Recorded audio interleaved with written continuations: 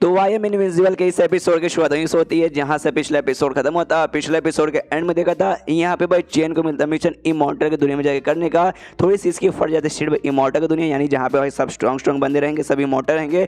मेरी तो फट रही है, लेकिन उसको याद आता है कि भाई उसके पास जो बर्ड है वो फोनिक्स बर्ड है और जो कुत्ता है वो यहाँ पे ड्रैगन है। तो ये दोनों को लेकर जाऊंगा तो सामने से हो सकता है भाई मेरे ऊपर मुसीबत आने के चांसेस बहुत ही कम है। प्लस उसके पास यहाँ पे स्पेस रिंग भी है और दूसरा भाई उसके पास वो तलवार भी है जो कि इंसान के रूप में भी आ सकता है। तो मेरे ख्याल से भाई जाना चाहिए, मुसीबत यहाँ पे कम होने के बहुत ज़्यादा चांसेस हो चुके हैं।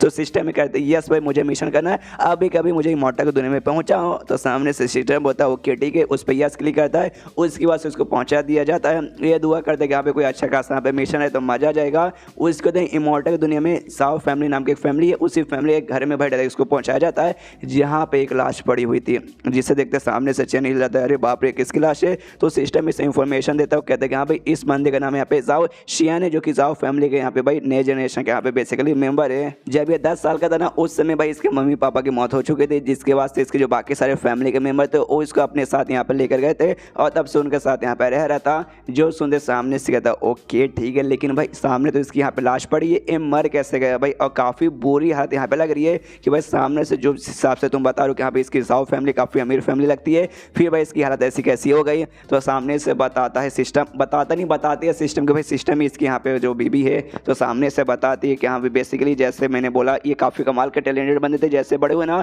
उसके बाद से जो गद्दी थी ना, एक गद्दी इनको प्रोवाइड की गई, गद्दी मतलब सिंहासन के यहाँ पे सिंहासन में जाइए आप राज कीजिए। लेकिन जैसे भाई इनको सिंहासन मिला ना उसके बाद से भाई इनकी जो पावर है ना कल्टिवेशन पावर अपने आप है ना भाई टॉप से एकदम ऐसे नीचे पे आ गई थी, जिसके बाद से भाई ऑफकोर्स पावर इनका कम हो चुका है, जिसके बाद से कोई भी इनकी रिस्पेक्ट नहीं करता था। इसके फैमिली के बंदे बाकी हो गए, फिर बाकी कोई भी होगा ना जो इनसे चलते थे भाई इनका मजाक उड़ाने लगे कि हाँ भाई बेकार है, ऐसा है वैसा है, जिस चक्कर भाई पूरा डिप्रेशन लगे, अपने घर से रह के भाई ये घर में यहाँ पे आ गए थे और हमेशा दूर रहते थे, लोग हमेशा ताना मारते थे, जैसे जैसे सुन लेते थे सह लेते थे। लेकिन भाई धीरे धीरे चल के भाई इनका सबर का बांध भी टूट गया और कल भाई ना प्रेशर के मारे इनके यहाँ पे मौत हो गई। तो आपका काम ये है कि हाँ भाई आपका भाई इसको इसकी जगह लेने को भाई ये ना एग्जैक्टली आपके जैसा यहाँ पे दिखता है, तो आपको इसकी जगह पे लेके भाई इसकी ज़िंदगी यहाँ पे जीना है और इसका जो आखिरी इच्छा था ना वो आखिरी इच्छा आपको यहाँ पे पूरा करना है। जो सुनते चैन बोलता है ओके समझ गया, लेकिन इसकी आखिरी इच्छा क्या थी।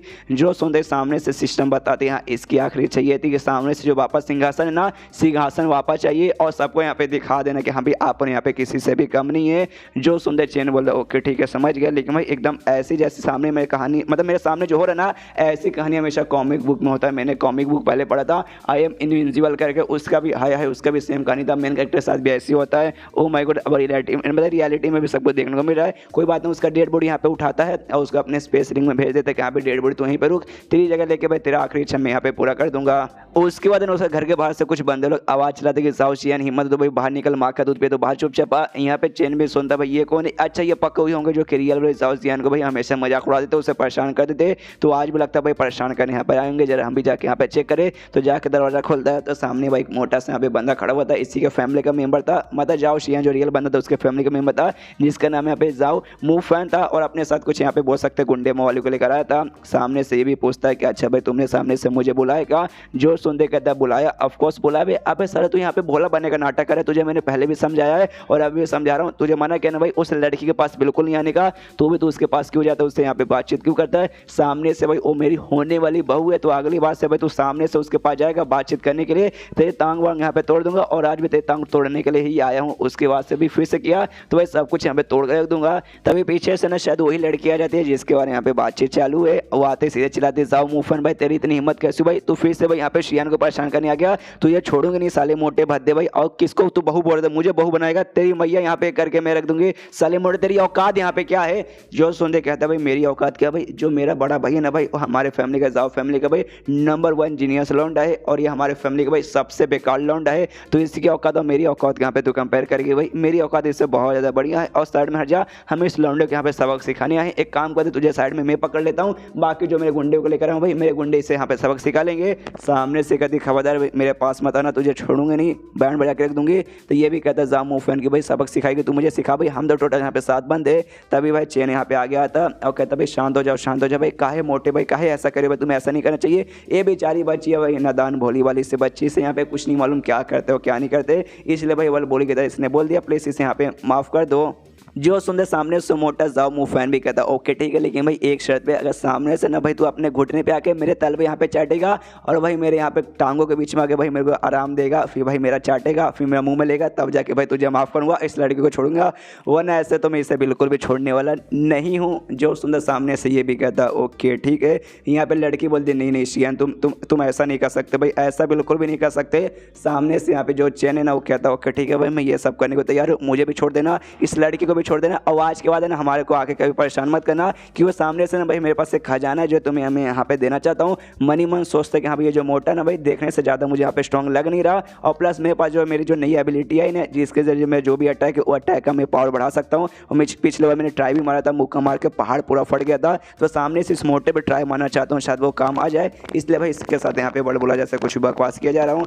यहाँ पे सामने से भाई यहाँ पे चैन बोलता ओके ठीक है भाई इस खजाना देने को तैयार हूँ, तो सामने से मोटा बोलता अच्छा भाई तेरे पास खजाना, तू तो पहले से बर्बाद हो चुका है, तेरे पास क्या खजाना रहेगा। जो सुनता ये कहता हाँ हे भाई एक कीमती खजाना मेरे पास है, वो मैं तुझे यहाँ पे देना चाहता हूँ। पीछे से लड़की बोलती शियान मत करो यार, ऐसा मत करो, माफ़ी मत मांगो, इसको कुछ मत दो भाई, इस मोटे की उतनी औकात नहीं है। सामने से मोटा बोलता हाँ भाई ला बाबा दे, तू देने को बोलते दे। चैन बोलता हाँ दूंगा, लेकिन थोड़ा थोड़ा पास पे आऊँगा, पास में आऊँगा तब जाके दूंगा। तो ये भी सामने से पास में जाता है, और जैसे पास में जाता है वही मौका उठाता मोटे के मुँह पे मारता है, जिससे मोटे की पूरी बैंड बज जाती है और साइड में पीछे जाके ऐसा गिरता है। चैन नोटिस करता है यस भाई ये मोटा उतना भी स्ट्रॉन्ग नहीं था, मेरा अटैक भाई ये इतना कमाल का कम से कम इस मोटे को सबक सिखा सकूँ। तभी पीछे से जो लड़की थी ना ये भी सामने से पूछती कह रही यार क्या तुम्हारी पावर यहाँ पे वापस आ गई, कि भाई तुम्हारी तो पावर पूरी तरीके से यहाँ पे बर्बाद हो चुकी थी ना। सामने से ये भी सोचता है कि हाँ भाई पावर, ये सवाल काफ़ी अच्छा है भाई, डायरेक्ट जवाब नहीं दे सकता, इसको झूठ झूठ कुछ बोलता हूँ। तो सामने से यहाँ पे बताता ऑफकोर्स भाई तुम्हें तो मालूम होगा अपना मेन घर छोड़ के मैं यहाँ पे क्यों रहने लगा था, ये लोग परेशान करते थे इसलिए। ना ना ये रीज़न बिल्कुल नहीं था, मैं सबसे अलग होकर भाई खुद में अकेले अकेले में यहाँ पे कल्टिवेशन करता था, जिसमें कल्टिवेशन किया, फिर अचानक से करते करते मैं सो गया। तो मैं जब मैं सोया ना एक कमाल का मास्टर भाई मेरे दिमाग में आए, उन्होंने भाई मुझे यहाँ पे सच्ची राह दिखाई, और जिसके बाद से सामने से उन्होंने भाई मुझे सुपर पावर यहाँ पे प्रोवाइड किया, और ये सुपर पावर मैंने सामने से यहाँ पे दिखा दिया। जो सुनते ये कहते देखा भाई सपने में कमाल के पावर मतलब सुपर पावर वाले बंदे आए, उन्होंने आपको सुपर पावर दिया, ये क्या बकवास किए जा रहे हैं। जो सुनते चैन कहता अच्छा भाई तुम्हें मेरी बात पे विश्वास नहीं हो रहा है, लेकिन सामने से तुम देख सकते हो भाई कैसे मैंने मोटे का, और मैंने मोटे को क्या मारा वो पीछे के सारे बंदों को भी असर हुआ, तो भाई देख सकते हो कितना पावरफुल में। सामने से कहते हैं हाँ ये बात है, यहाँ पे आपने सही बोला भाई ये तो सच है। तभी चैन कहते हाँ लेकिन है ना जो सपना था ना मैं सपना कुछ ज़्यादा लंबे समय के लिए देख लिया, जिस जगह में एग्जैक्टली भाई जो बाहर के लोग हैं ना मुझे यहाँ पे कुछ भी बोले तो कुछ भी यहाँ पे याद नहीं है, यहाँ तक कि भाई तुम कौन हो, तुम्हारा नाम क्या एग्जैक्टली मैं भी वो सब यहाँ पे भूल चुका हूँ। सुन के लड़की कहती भाई आपको मैं भी यहाँ पे याद नहीं हूँ, ये कहते हाँ मुझे वाकई में कोई याद नहीं, एक काम करो भाई तुम मुझे यहाँ पे सब कुछ बता सकती हो एग्जैक्टली भाई तुम कौन हो, बाकी सब कौन है, मेरी फैमिली के बारे में। ये खुश रहती है ऑफकोर्स भाई मैं आपको यहाँ पे जरूर बताऊँगी। एंड देन ये चैप्टर यहीं पर ख़त्म हो जाता है। तो चैप्टर ख़त्म तो वीडियो भी ख़त्म, तो मिलता है किसी वीडियो में, जब तक के लिए बाय बाय।